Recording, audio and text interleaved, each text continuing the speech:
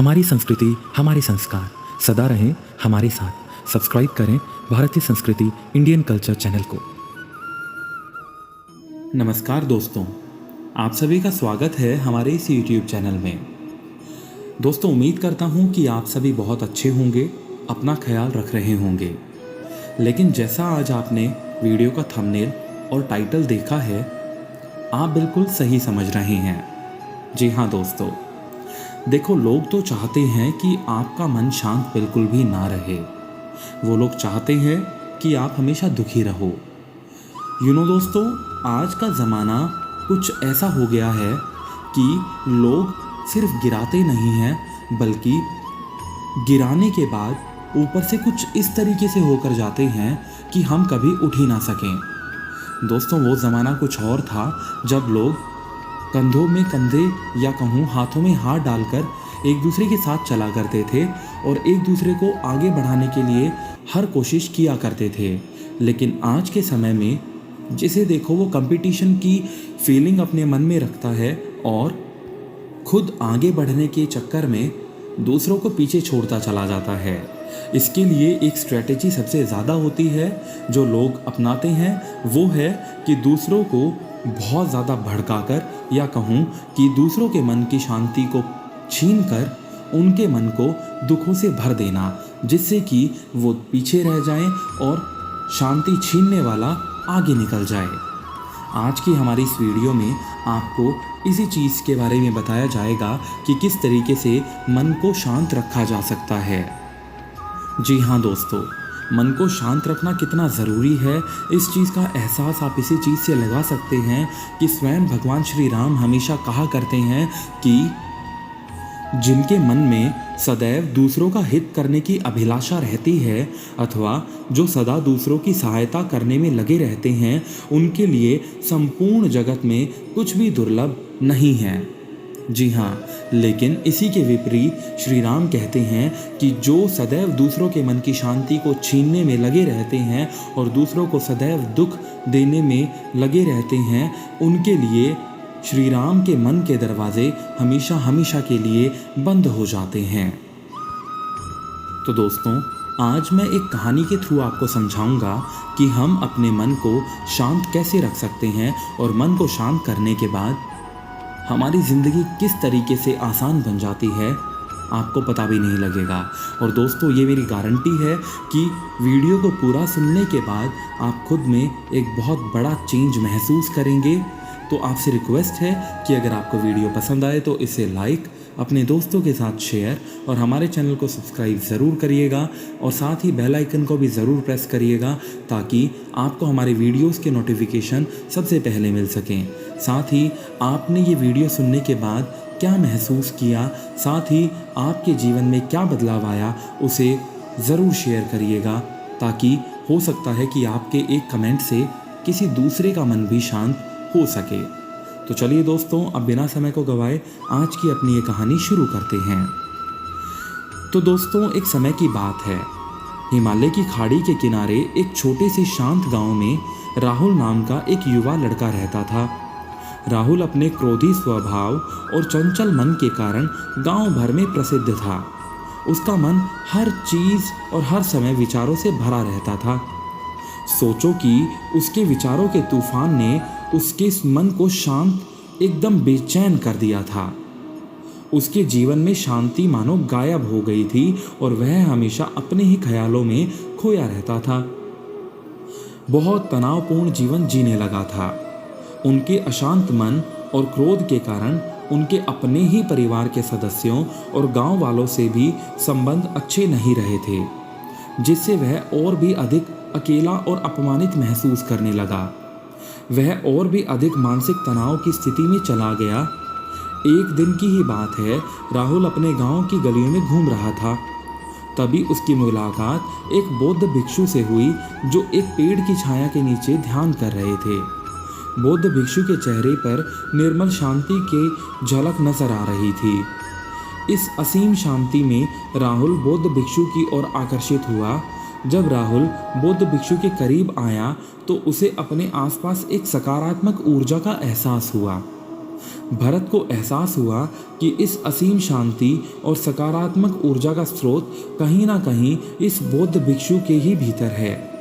इसलिए वह वहीं बैठकर उसकी आंखें खुलने का इंतजार करने लगा। थोड़ी देर बाद जब बौद्ध भिक्षु की आंखें खुली तो उसने एक युवा लड़के को अपने सामने बैठा पाया, जो बहुत तनावग्रस्त और नकारात्मक भावनाओं से भरा हुआ लग रहा था। राहुल ने बौद्ध भिक्षु की ओर उदार भाव से देखा और बहुत विनम्रता से कहा, मालिक, मेरा बहुत मन अशांत है। मेरे मन के विचार मुझे खाए जा रहे हैं। मुझे एक पल के लिए भी शांति महसूस नहीं होती। क्या आप मुझे सिखा सकते हैं कि मैं अपने अशांत मन को कैसे शांत करूं? बौद्ध भिक्षु ने राहुल की पीड़ा को समझते हुए करुण दृष्टि से देखा और कहा, मेरे प्यारे बच्चे, मैं तुम्हें एक कहानी सुनाना चाहता हूँ। इस कहानी में मानसिक शांति और खुशी के रहस्य छिपे हुए हैं। क्या आप कहानी सुनना चाहेंगे?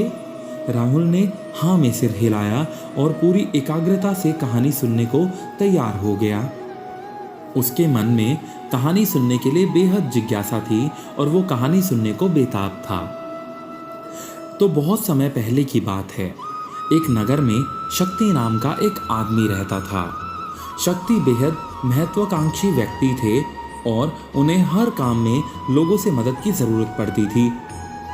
यदि उसे किसी से सफलता और बुराई सुनने को मिलती थी तो वह गहरी चिंता और तनाव में चला जाता था। उनका मानना था कि सफलता और भौतिक शक्तियाँ वांछित खुशी देंगी, लेकिन वह जितना सफलता और प्रशंसा के पीछे भागता था उतना ही मानसिक तनाव में डूबता जाता था। लेकिन अचानक शक्ति का सामना उस समय के मशहूर बौद्ध भिक्षु से हो गया, जिसका नाम महाकौशल था। महाकौशल अपने शिष्यों को ध्यान की शिक्षा दे रहे थे और वह स्वयं एक बहुत ध्यानमग्न और प्रबुद्ध व्यक्ति थे। महाकौशल की अबुद्ध एकाग्रता से प्रभावित होकर शक्ति ने उनसे अपने भटकते मन को शांत करने का उपाय जानना चाहा। शक्ति ने कहा कि महंत, मैं हमेशा सफलता के पीछे भागता हूँ, लगातार अधिक हासिल करने की कोशिश करता हूँ, फिर भी मुझे कुछ क्षणिक की संतुष्टि या आत्मसंतुष्टि नहीं मिलती। इस निरंतर बेचैनी के बीच में मैं शांति कैसे पा सकता हूँ? बौद्ध भिक्षु ने करुण दृष्टि से उसकी ओर देखा और उत्तर दिया, आपका मन एक अशांत नदी की तरह है जो हमेशा बहती रहती है। आप कभी भी शांत नहीं रह सकते, इसलिए इस अशांत मन को शांत करने के लिए आपके अपने विचारों को बिना किसी रुकावट के जाने देने की कला सीखनी होगी। जी हाँ दोस्तों, आपको शायद ये बात समझ नहीं आई हो, लेकिन इसे अगर आसान भाषा में कहा जाए तो उस बौद्ध भिक्षु ने कहा कि आपको अपने मन के विचारों को नदी के जल जिस प्रकार से बहता हुआ आगे निकल जाता है, ठीक उसी प्रकार से मन के विचारों को भी बहकर आगे निकलने दो। उन्हें एक समय पर रोककर सोचना बंद कर दो। बौद्ध भिक्षु ने उस व्यक्ति को यह कहा। बौद्ध भिक्षु ने कहा, कल्पना करो कि आपके हाथ में पानी का एक गिलास है। अब आप इसे जितनी देर तक पकड़कर रखोगे ये उतना ही भारी होता जाएगा, और अगर आप इसे काफ़ी देर तक पकड़े रहेंगे तो आपके हाथ में दर्द होने लगेगा। लेकिन अगर आप उस पकड़े हुए गिलास को ढीला कर दें और छोड़ दें तो आपका बोझ खत्म हो जाएगा। राहुल ने पूरी कहानी और उसका संदेश बेहद ध्यानपूर्वक सुना। वह समझ गया कि अपने विचारों और इच्छाओं से चिपके रहना या उनसे बिल्कुल चिपक कर रहना उसका बोझ बढ़ा देता है और अंदर ही अंदर अशांति पैदा कर देता है। अब राहुल को कहानी का अंत सुनने की उत्सुकता से प्रतीक्षा थी। कहकर बौद्ध भिक्षु ने कहानी जारी रखी। एक बौद्ध भिक्षु की बात मानकर शक्ति ने विचारों को त्यागने का अभ्यास शुरू कर दिया। वह बिना किसी पूर्व नियम के अपने विचारों और भावनाओं को आते और जाते देखता था। अब उसने विचारों को पकड़ना बंद कर दिया। विचार उठते थे और अपने आप चले जाते थे। धीरे धीरे उसे एहसास होने लगा कि उसकी इच्छा और भावना ही सभी दुखों का कारण है। जैसे जैसे शक्ति ध्यान के गहरे में उतरता गया, उन्होंने पाया कि वर्तमान में जीना ही आंतरिक शांति का एकमात्र स्रोत है। वह खुद को वर्तमान यानी कि प्रेजेंट में स्थापित करके अपने मन को डेली फालतू की बकवास से छुटकारा पाने के लिए कोशिश करता रहता। धीरे धीरे शक्ति का मन एक शांत झील की तरह हो गया जो बाहरी दुनिया को अपने अंदर प्रतिबिंबित करती रहती है। उन्होंने जीवन की सादगी में संतोष को अधिक महत्व दिया और भौतिक संपत्ति के प्रति अपना सारा लगाव छोड़ दिया। जैसे ही शक्ति में ऐसे बदलाव की खबर लोगों ने देखी, दूर दूर से लोग मार्गदर्शन लेने आने लगे। लोगों को विचारों को मुक्त करने की कला सीखना और उनके अपने भीतर शांति खोजने के लिए मार्गदर्शन करना वह लोगों के बीच शांति और ज्ञान का प्रतीक बन गया। शक्ति और साधु की कहानी समाप्त कर महाकौशल बौद्ध भिक्षु कुछ देर के लिए चुप हो गए ताकि इस कहानी का अर्थ राहुल के मन में अच्छी तरह से बैठ जाए। राहुल ने बौद्ध भिक्षु की ओर देखा और उनकी आंखों में अब एक नई समझ दिखाई दे रही थी। राहुल ने धीरे से कहा कि मुझे इस कहानी में ज्ञान दिखता है, लेकिन मैं इसे अपने जीवन में कैसे लागू करूं?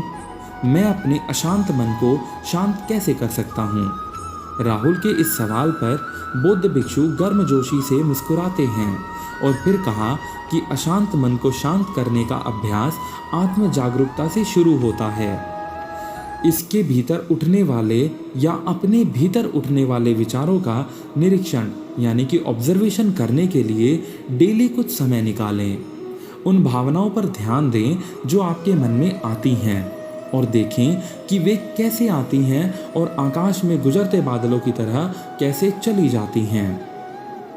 राहुल ने आंखें बंद कर ली और बौद्ध भिक्षु के कहे अनुसार अपने विचारों का अवलोकन करने लगे।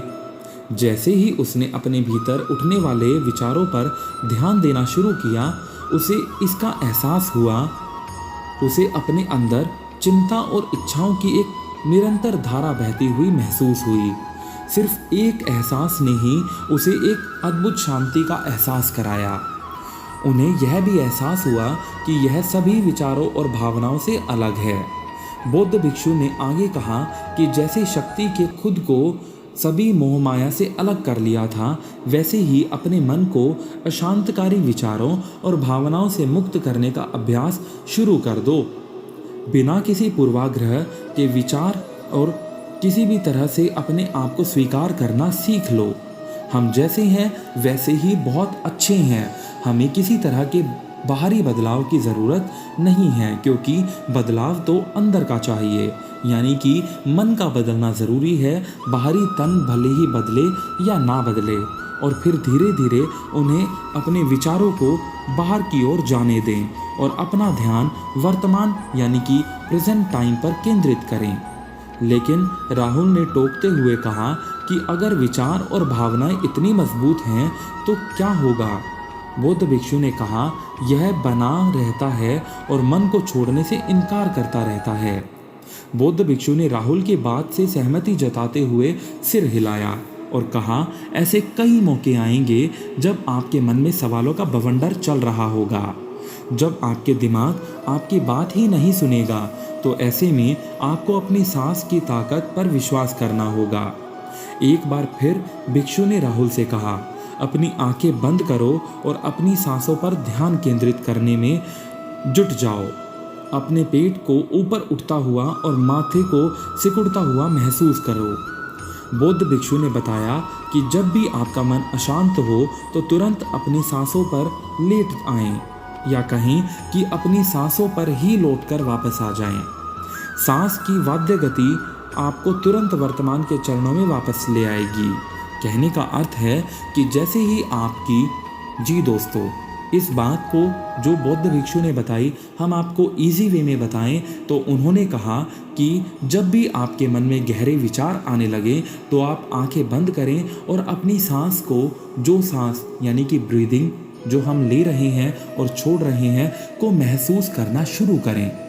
आप अपनी ब्रीदिंग की साउंड को सुनना शुरू करें। आपको ज्ञात होगा कि आपकी चिंता, आपकी अशांति, आपका तनाव धीरे धीरे दूर होना शुरू हो जाएगा और आप बिल्कुल हल्का महसूस करेंगे। एक बौद्ध भिक्षु के निर्देश के अनुसार आने और जाने वाली सांसों पर ध्यान केंद्रित करने का प्रयास करें। इस छोटे से व्यायाम से उन्हें मानसिक शांति का अनुभव हुआ। उन्हें याद आया कि उनकी सांसें हमेशा उनके साथ थी, जो उन्हें प्रेजेंट टाइम की याद दिलाती थी, आराम और शांति लाती थी। राहुल के इस विकास को देखकर बौद्ध भिक्षु मंद मंद मुस्कुराए और बोले, मेरे प्रिय, बेचैन मन को शांत करना एक ऐसा अभ्यास है जिसमें बहुत प्रयास और दृढ़ इच्छा शक्ति की आवश्यकता होती है। क्योंकि लगातार व्यायाम से मांसपेशियां मजबूत होती हैं, उसी प्रकार नियमित अभ्यास से मन भी शांत होता है। स्वीकृति में सर हिलाते हुए इस बौद्ध भिक्षु को धन्यवाद देते हुए उन्होंने वादा किया कि आज से वह अपने अशांत मन को शांत कर सकेंगे और अपनी गैर शक्तियों को मुक्त कर सकेंगे। बौद्ध भिक्षु ने राहुल के कंधे पर हाथ रखकर कहा, मुझे आपकी क्षमता पर पूरा भरोसा है और आपको जल्द ही आंतरिक शांति मिलेगी। लेकिन याद रखें कि यह आसान नहीं होगा। लेकिन अगर आप दृढ़ इच्छा शक्ति और खुले दिल से प्रयास करेंगे तो आप निश्चित रूप से वह शांति पा लेंगे जो आपके अंदर है। उस दिन से राहुल अपने अशांत मन को शांत करने का प्रयास करने लगा और हर दिन ध्यान करने के लिए एक अलग समय निर्धारित किया। उसने अपने मन को उठने वाले विचारों से मुक्त कर दिया और अपने मन में उठने वाले विचारों को बिना किसी रोक टोक के जाने दिया और अपनी सांसों के जरिए खुद को वर्तमान में यानी कि प्रेजेंट टाइम में बनाए रखने की कोशिश की। समय के साथ अभ्यास करते हुए राहुल को अपने अंदर शांति का एहसास हुआ। जैसे जैसे समय बीतता गया, राहुल को ज्ञान और शांति का स्रोत कहा जाने लगा। जैसे जैसे समय बीतता गया, भरत को ज्ञान और शांति का स्रोत कहा जाने लगा। ग्रामीण अपने अशांत मन को शांत करने के लिए राहुल के पास आने लगे। बौद्ध भिक्षुओं के शिक्षक दूसरों की मदद करते समय आत्म जागरूकता की शक्ति साझा करते हैं। बौद्ध भिक्षु आंतरिक शांति पाने की शिक्षा देते हैं। इसके साथ ही उन्होंने अपनी सांसों पर ध्यान देने और अपने विचारों को मुक्त करने की कला भी सिखाई। ऐसे निवासियों का विकास हुआ और उन्हें मन की अमूल्य शांति मिली। बौद्ध भिक्षु की शिक्षाओं और राहुल द्वारा संचालित अभ्यास के माध्यम से विचारों को त्यागने और वर्तमान में जीने की कला दूर दूर तक फैल गई। उन्होंने कई लोगों की ज़िंदगी बदल दी और जैसे जैसे समय बीतता गया, उनकी ज़िंदगी और भी बदलती चली गई। राहुल का शांत प्रभाव उसके गांव की सीमाओं से परे तक फैलता रहा। आसपास के गांवों और शहरों से लोग राहुल के परिवर्तन की कहानी सुनते थे, उनसे सलाह लेने आते थे। मन के बोझ तले दबे लोगों के लिए राहुल आशा की किरण बन गया। राहुल की शिक्षाएं केवल ध्यान और प्रवचन तक ही सीमित नहीं थी, बल्कि वह रोज़मर्रा के काम जागरूकता के साथ करते और ज़्यादा जोर देते अपने अभ्यास पर। वह लोगों को अपनी भावनाओं के प्रति जागरूक करने की हमेशा याद दिलाते रहते। तो दोस्तों, इस बात पर ध्यान दें कि आप दिन भर में क्या करते हैं और अपने आसपास होने वाली घटनाओं पर आपने कैसे प्रतिक्रिया यानी कि रिएक्ट किया। हर काम पूरी जागरूकता के साथ करें। जब आप खाएं तो प्रत्येक टुकड़े के स्वाद का आनंद लें। जब आप सूरज की रोशनी के सामने खड़े होते हैं तो उसकी गर्मी महसूस करें। लोग क्या कहते हैं उसे ध्यान से सुनें और समझें। छोटे छोटे बदलावों से जीवन जीने का आनंद लें। राहुल की शिक्षाओं से लोगों ने सीखा कि जीवन का आनंद वर्तमान में ही जीने में है। तो दोस्तों, आपको ये कहानी कैसी लगी और इसी के साथ कहानी का अंत होता है। कमेंट सेक्शन में ज़रूर बताइएगा कि आपको कहानी कैसी लगी और आपने इस कहानी से क्या सीखा। साथ ही आपका पर्सनल एक्सपीरियंस क्या है और आप किस तरीके से खुद के मन को शांत करते हैं, कमेंट सेक्शन में ज़रूर साझा करिएगा। दोस्तों, हो सकता है कि आपके कमेंट से शायद किसी दूसरे को अपने मन को शांत करने का मोटिवेशन मिले और उसकी ज़िंदगी भी पहले से कुछ बेहतर बन सके। तो दोस्तों, मिलते हैं आपसे फिर ऐसी ही एक वीडियो के साथ। आज के लिए सिर्फ इतना ही।